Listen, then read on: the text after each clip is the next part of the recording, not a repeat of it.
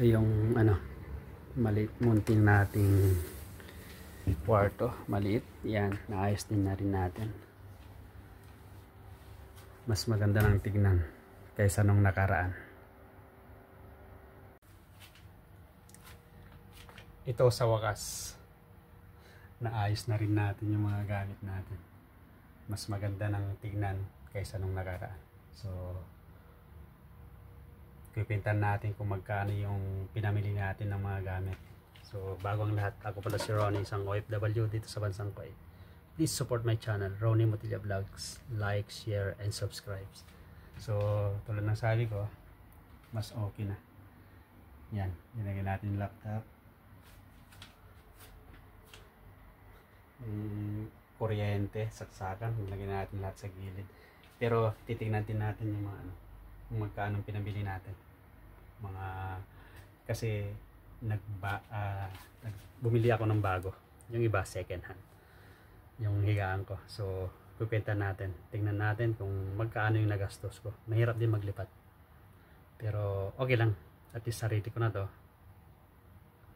Anytime na mag-ingay ako, walang problema. So let's go. Samahan nyo ako. Titignan natin yung mga nagastos natin. So ito yung mga gastos natin. Isa-isahin natin. Yan. So ang una kong binili dito is itong double deck. Second hand lang yan. Binili ko yan ng 12 KD. Kinagat ko na kasi kung pupunta pa ako ng Harads, ganun din. Aarkila din ako ng pick up. So ganun din ang magagastos ko, baka mas sigit pa. Pero dahil kinakalawang yung ibang dahil sa matagal na stock dun sa pinagbilihan ko na Harris o tagabantay ng building, ay pumili ako ng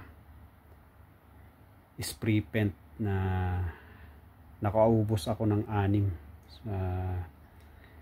750 ang isa, so 4.5 KD. Then sumunod na binili ko itong kutsyon. Nagpabago ako. So ang bili ko naman yan is 11.7 KD. Then pillowcase, ito dalawa,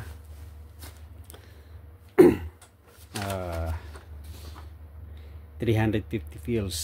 Tapos itong sumunod, itong cover ng mattress o foam, 1 KD. So yung comforter ko luma lang yan.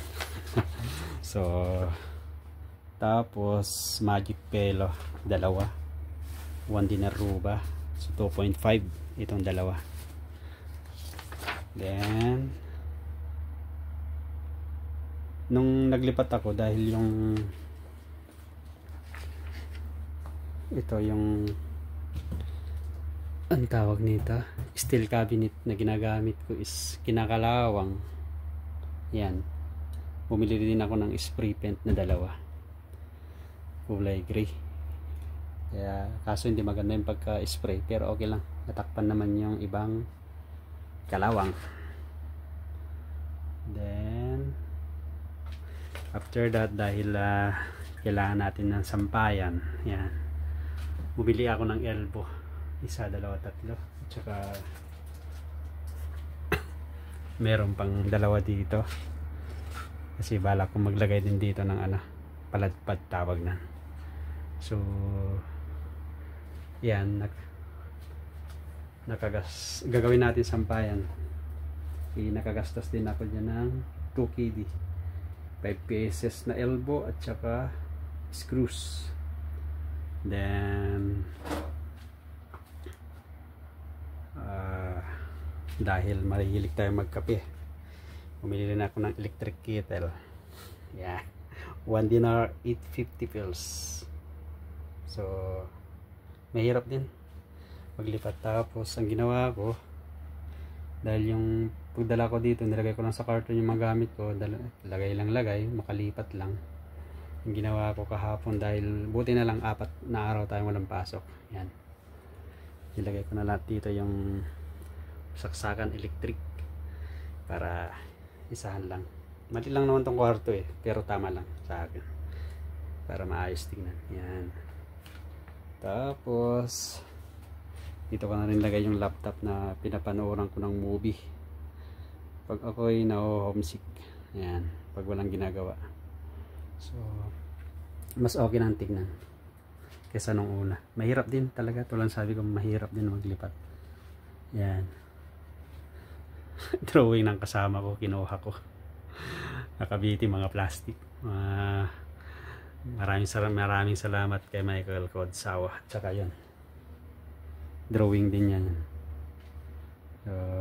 Papadrawing pa ako pag ano. May talent din kasi yung kasama ko So yan yung mga ginastos natin. Kwenta natin kung magkano ang total sa KD, tapos i-convert natin in Philippine pesos. Ayan, naayos na rin natin. Mas maayos na tingnan kaysa yung nakaraan. Mahirap din maglipat. Ayan, dito natin nilagay yung laptop.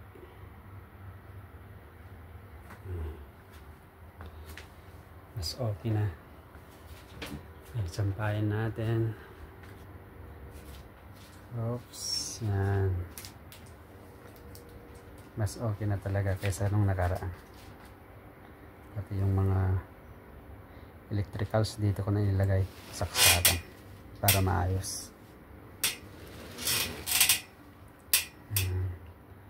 So okay na. Kaya mahirap din talaga maglipat.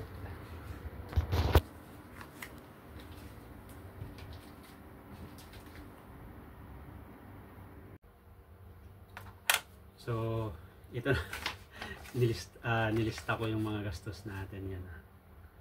So matotal yung nagastos natin sa paglipat natin ng accommodation is 37 dinar and 400 KD. Ngayon kung i-times mo sa peso, palitan nung isang araw is 181.07 cents Philippine peso, ay kabuang total na 6,772.018. So okay lang, kasi nung pumunta ako ng Kuwait is pang 5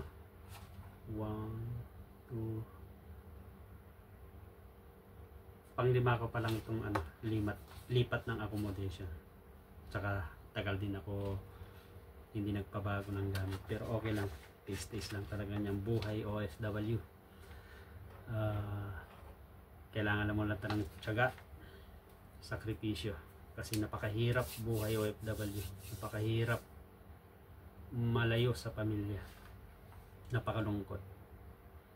Kaya yun, sa totoo lang, yung ganitong sitwasyon, dito nagsisimula yung maraming pamilyang nasisira kung di mo makayanan yung lungkot. Pero para sa akin, sanay na ako niyan, dahil mahal ko pamilya ko. Kailangan natin magtiis. Mga kapwa ko FW sa mansulok ng mundo, musta naman ang buhay-buhay nyo? Pa-comment kung totoo yung sinabi ko, na napakahirap, napakalungkot ang maging isang OFW. So tiis lang talaga, lalo kung nagpapaaral na tayo. Tulad ko, meron akong nagpapaaral ako sa college, which is napapasalamat ako sa Diyos dahil binigyan ako ng trabaho. Naibibigay ko yung pangangailangan nila para makapag-aral. Yung panganay ko malapit na mag-graduate sana. Maraming salamat sa ating Panginoon. So, at sa aking kumpanya, dahil ang tagal ko na rin. Itong July 20 is mag 20 years na ako. 2 dekada na. Tiis pa dahil may umaasa pamilya natin, mga anak natin na nag-aaral.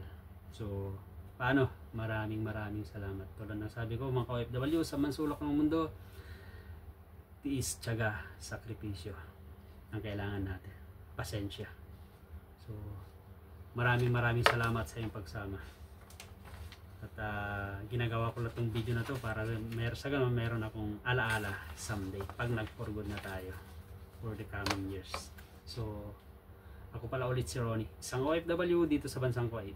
Please support my channel, like, share, and subscribe. At pakipindot na rin yung notification bell para update kayo lagi pag meron akong mga bagong videos. Have a nice and great day to all of you. Kita-kits sa mga sunod kong videos.